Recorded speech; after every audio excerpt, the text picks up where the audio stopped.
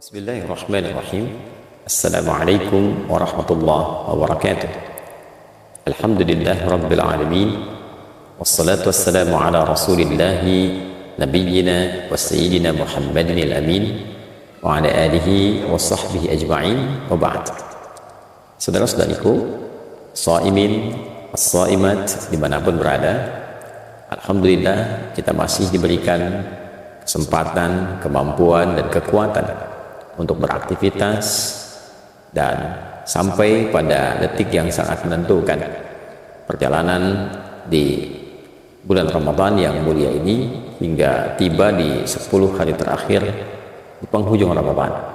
Semoga sampai detik ini seluruh rangkaian aktivitas kita dinilai sebagai ibadah yang diikhlaskan hanya kepada Allah Subhanahu wa taala. Semoga doa-doa kita diterima dan dijawab oleh Allah Subhanahu wa taala. Semoga dosa-dosa kita digugurkan dan diampuni oleh Allah Subhanahu wa taala, dan semoga seluruh ibadah yang kita tunaikan diterima dengan penerimaan terbaik oleh Allah Subhanahu wa taala. Teman-teman, di rangkaian 10 hari terakhir di bulan Ramadan ini, baik malam ataupun siangnya, disikapi oleh Nabi SAW dengan penuh kesungguhan, penuh keseriusan, sehingga Al-Imam Al-Bukhari misalnya mendokumentasikan kesungguhan keseriusan Nabi ini pada satu informasi yang tersambung melalui jalur Sayyidah Aisyah radhiyallahu ta'ala anha, ditempatkan oleh beliau dalam satu urutan hadisnya dalam kitab Jami beliau pada nomor hadis 2024. Dan diungkap bahwa Sayyidah Aisyah radhiyallahu ta'ala anha mengatakan, atau kama qalat, idza dakhalatil ashru, jika 10 hari terakhir di bulan Ramadan itu telah tiba, syaddan nabiyyu sallallahu alaihi wasallam mizarahu, maka Nabi sallallahu alaihi wasallam mengencangkan sarungnya, mengencangkan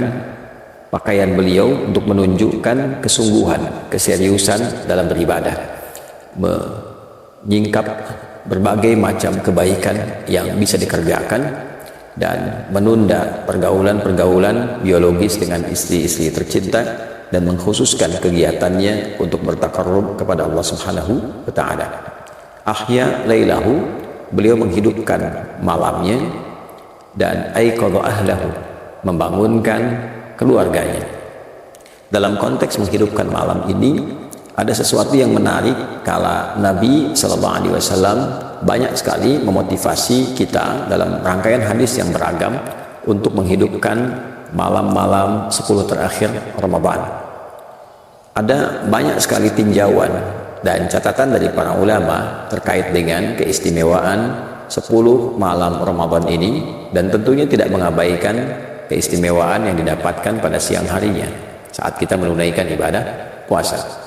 Pada 10 malam terakhir ini ada beberapa momentum yang sangat diburu oleh umat Islam, mengacu pada besarnya potensi kebaikan yang disebutkan dan diisyaratkan oleh Nabi SAW. Di antaranya adalah potensi mencari malam kemuliaan, malam keberkahan. Disampaikan di dalam Al-Quran surah Ad-Dukhan misalnya di ayat yang ketiga, saat Allah Subhanahu wa ta'ala berfirman, inna anzalnahu fi lailatin mubarakah, dan demi keagunganku aku turunkan Al-Quran itu di malam yang penuh dengan berkah. Ya, ayat ini ingin memberikan satu isyarat bahwa ada satu malam yang perjalanan waktu di malam itu seluruhnya diberkahi dengan keberkahan turunnya Al-Quran. Dengan sempurna di surah ke-97 yaitu surah Al-Qadar dijelaskanlah kemudian di antara detil keberkahan yang dimaksudkan. Saat Allah Subhanahu wa taala berfirman, inna anzalnahu fi lailatul qadar. Yang dimaksud malam mubarakah, malam yang diselimuti keberkahan itu adalah malam Al-Qadar, malam saat diturunkannya Al-Quran dengan segala keistimewaan dan keagungan yang melekat di dalamnya. Wa ma adraka ma lailatul qadar, tahukah Anda malam Al-Qadar ini, malam yang penuh berkah ini, Lailatul Qadri khairum min alfi syahr, Malam penuh berkah ini diliputi oleh limpahan pahala yang mengungguli, melebihi nilai dari 1000 bulan. Seringkali sementara pakar menghitung 1000 bulan ini kurang lebih ada yang menghitung 82 tahun sampai kisaran 85 tahun. Jadi bila ada seseorang beribadah bertepatan dengan malam ini, maka potensi pahala yang bisa dia raih setidaknya kurang lebih 85 tahun. Orang membaca Al-Quran bertepatan dengan malam ini, maka bacaannya bisa bernilai setidaknya 85 tahun. Anda membacakan Alif Lam Mim seakan mendapat pahala bacaan itu lebih daripada 85 tahun membaca Alif Lam Mim tanpa henti. Ada orang menunaikan sholat bertepatan dengan malam itu, maka sekalipun sholat yang ia tunaikan 2 rakaat misalnya, seakan ia menunaikan sholat dimaksud lebih daripada 85 tahun. Tanazzalul malaikah, malaikat berbondong-bondong turun. Saking banyak yang turun, dijelaskan dalam ayat itu dengan menggunakan formulasi tanazzalu fi'il mudhari'nya itu tak pertamanya itu tidak difungsikan, karena dalam yang standar biasa kata itu akan diungkap dengan kata tatanazzal, tanazzala yatanazzalu, tatanazzalu. Tapi ketika taknya dihilangkan satu, dalam ilmu makna di bahasa Arab menunjukkan sesuatu yang cepat, sesuatu yang cepat. Tanazzalu, cepat sekali malaikat itu turun, dan bukan hanya cepat, banyak yang turun. Ya, saking banyak dan cepatnya sehingga padat keadaan bumi itu digambarkan oleh para mufassir, dan saking padatnya suasana alam menjadi lebih tenang. Tanazzalul malaikatu, para malaikat itu turun fiha, di malam itu. Ya, kemudian apa yang mereka kerjakan? Banyak hal. Ya, mereka menyertai berbagai macam perkara, persoalan. Yang zikir, ikut malaikat berzikir. Yang sholat, ikut sholat. Yang membaca Al-Quran, disertai bacaan Al-Qurannya.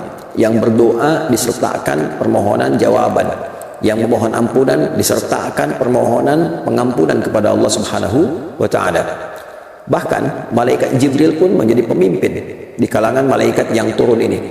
Tanazzalul malaikatu waruhu fiha, roh yang dimaksud Ruhul Amin, yaitu malaikat Jibril alaihi salam.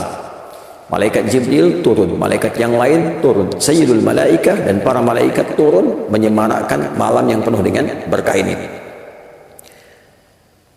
Apa yang diilustrasikan dalam Al-Quran untuk memberikan gambaran yang kuat kepada kita untuk memburu malam ini? Ya, di antaranya selain tanazzalul malaikatu waruhu fiha min kulli amr, dari semua urusan, ya, adalah salam. Ada kedamaian, ketentraman, ketenangan. Malam ini dihiasi secara alamiah karena tadi banyak malaikat yang turun, maka suasananya lebih tenang, lebih damai, lebih tentram. Auranya begitu baik. Orang-orang yang mendapatinya mendapatkan frekuensi serupa, tenang ke dalam hati, tenang ke dalam jiwa. Dan ini berlangsung sampai menjelang fajar. Ya, hiya hatta matla'il fajr. Malam ini berlangsung sampai menjelang fajar. Tibanya waktu sahar, sekitaran kurang lebih 30 sampai 45 menit sebelum masuknya waktu subuh, sebelum masuknya waktu fajar. Jadi bila kita ingin gambarkan keistimewaan malam penuh berkah ini, bentuk keberkahannya ada ketenangan, ada kedamaian, ada penyertaan malaikat dari semua perkara dan urusan, ada pelipat gandaan pahala dari setiap amalan, ada dosa yang berpotensi diampuni, ada pahala yang mengalir begitu luas dan terbentang dengan durasi yang cukup panjang. Tentu ini sesuatu yang mewah, yang sangat dibutuhkan oleh siapapun, sehingga dengan itu Nabi memberikan motivasi, membangunkan keluarga, dan minta semua kita untuk mengoptimalkan potensi tenaga, pikiran, bahkan waktu kita untuk mencoba mendapati malam yang dimaksudkan, memburu malam keistimewaan. Bagaimana caranya? Ada banyak ragam yang disampaikan kepada kita, dari ragam mulai parsial, dalam arti menandai waktu-waktu tertentu. Pernah diisyaratkan malam ke-27, pernah diisyaratkan malam ke-23, pernah diisyaratkan malam ke-25, bahkan pernah diisyaratkan malam ke-29, sehingga ada kesimpulan awal yang menyampaikan untuk memburu malam-malam ganjil. Untuk itu seringkali didapatkan di kehidupan masyarakat di beberapa tempat. Kalau ganjil, ramai masjid malam-malamnya. Masjid-masjid besar, masjid biasa, ramai memburu malam ganjil, ingin mendapatkan malam Al-Qadar. Tapi yang penting dicatat adalah kekuasaan atau hak prerogatif untuk bisa menetapkan malam itu tentu kembali kepada Allah Subhanahu wa taala. Yang penting kita catat waktunya malam. Apakah datangnya ganjil, apakah datangnya genap, itu kembali kepada kebijakan yang diberikan oleh Allah Subhanahu wa taala. Untuk itu cara paling tepat dan cara paling efektif yang memberikan potensi lebih kita mendapatinya adalah menghidupkan setiap malamnya. Karena bahasa hadisnya pun yang tadi teriwayatkan telah kita sampaikan, ahya lailahu.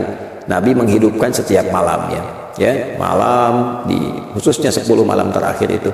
Jadi kalau kita hadir di setiap malamnya, baik itu genap ataupun ganjil, menunaikan amalan, insya Allah potensi mendapatkan malam Al-Qadar itu lebih besar dibandingkan dengan hanya memburu di satu waktu tertentu saja. Ini cara paling efektif, langkah paling strategis untuk mendapatkan apa yang dimaksudkan. Terlebih bila ada di antara kita yang bahkan sedang menghidupkan malam, alhamdulillah dari sejak malam pertama, malam kedua, sampai malam yang terakhir, dan puncaknya saat kita takbiran tentu, dan itu sudah berakhir. Ya, bila seluruh malamnya kita isi dengan ibadah, maka potensi besar kita mendapatkan malam Al-Qadar yang dimaksudkan. Lebih dari itu, Sayyidah Aisyah radhiyallahu taala anha bertanya pada Rasulullah SAW, meminta petunjuk jika bertepatan dan merasakan frekuensi yang serupa dengan isyarat malam Al-Qadar, apa yang harus dilakukan? Nah, itulah yang insya Allah kita akan jawab di pertemuan berikut, sekaligus memberikan tanda keberhasilan bagi orang yang meraih malam Al-Qadar seperti yang telah diuraikan. Allahumma taqabbal minna innaka antas samiul alim wa tub alaina innaka antat tawwabur rahim. Subhanakallahumma bihamdika nasyhadu an la ilaha illa anta nastaghfiruka wa natubu ilaik wa akhiru da'wana alhamdulillahi rabbil alamin. Adi Hidayat, Mira. Assalamualaikum warahmatullahi wabarakatuh.